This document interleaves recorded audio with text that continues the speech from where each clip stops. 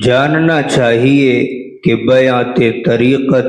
نہ تو فرض ہے اور نہ واجب بلکہ ایک سنت عمل ہے۔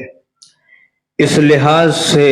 آپ یہ کہہ سکتے ہیں کہ بیعت ہونا ہر آدمی کے لیے لازم اور ضروری نہیں ہے،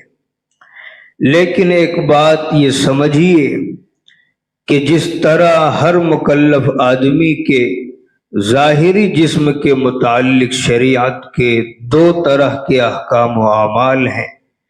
کچھ تو وہ ہیں جن کا کرنا ضروری اور چھوڑنا گناہ کبیرہ ہے، مثلا 5 وقتہ نمازیں، رمضان کے روزے وغیرہ۔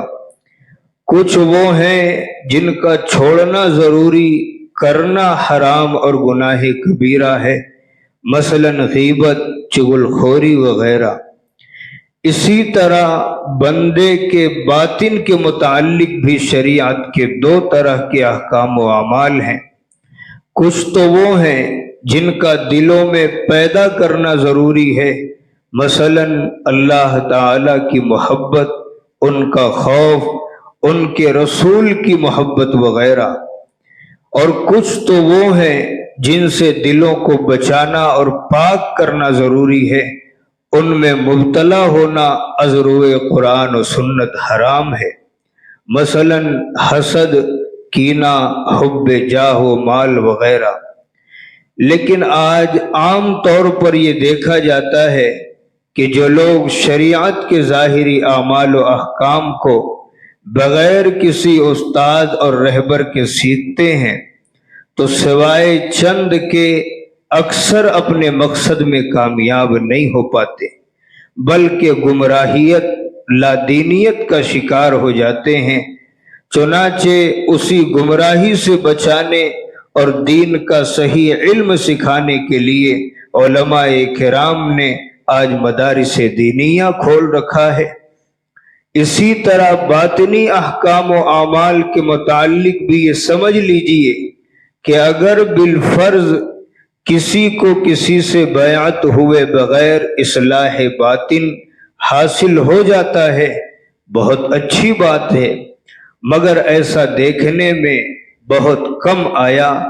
اکثر نفسانی خواہشات اور حب جاہ و مال وغیرہ میں مبتلا ہو کر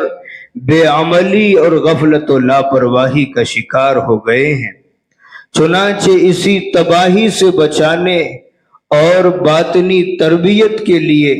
آج مشائخ اعظام نے خانقاہیں بنا رکھی ہیں، اور اکثر یہ دیکھنے میں بھی آیا ہے کہ جو لوگ کسی شیخ طریقت سے بیعت کر لیتے ہیں اور شیخ سے سچی عقیدت و محبت رکھتے ہیں اور اس کے بتائے ہوئے اعمال و اصول و شرائط کی پابندی کر لیتے ہیں، تو وہ اس بیعت کی ایک سنت پر عمل کی بدولت عام طور پر بہت سے فرائض، واجبات اور سنن و مستحبات پر عمل کرنے والا بن جاتا ہے۔ صرف ایک سنت پر عمل کی بدولت گناہوں سے بچنے کی اس کے دل میں فکر پیدا ہو جاتی ہے، عبادات و معمولات میں استقامت اور اخلاص کی دولت نصیب ہو جاتی ہے، اور شیخ کی صحبت سے محبت الہی میں ترقی، دلوں کی کیفیت بدلنے لگتی ہے، نماز، روزہ، ذکر و اذکار میں حضوری، دل جمعی نصیب ہو جاتی ہے،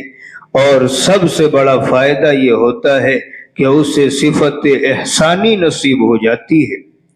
اب سوال یہ ہے کہ یہ سب تبدیلیاں کیوں آتی ہے؟ حضرت سید احمد شہید صاحب رحمۃ اللہ علیہ فرماتے ہیں کہ اس کے شیخ کی، اس کے پیر کی اللہ تعالی کے دربار میں جو مقبولیت اور جو مقام ہے، اس کی وجہ سے اللہ تعالی کی رحمت اس بیعت ہونے والے بندے کی بھی کفالت کرنے لگتی ہے، اور شیخ کے اخلاق و عادات اس مرید میں سرایت کرنے لگتے ہیں۔ تو اب آپ خود فیصلہ کر لیجئے کہ باطنی احکام و اعمال کو بیعت ہو کر حاصل کرنے میں زیادہ فائدہ ہے یا بغیر بیعت ہوئے؟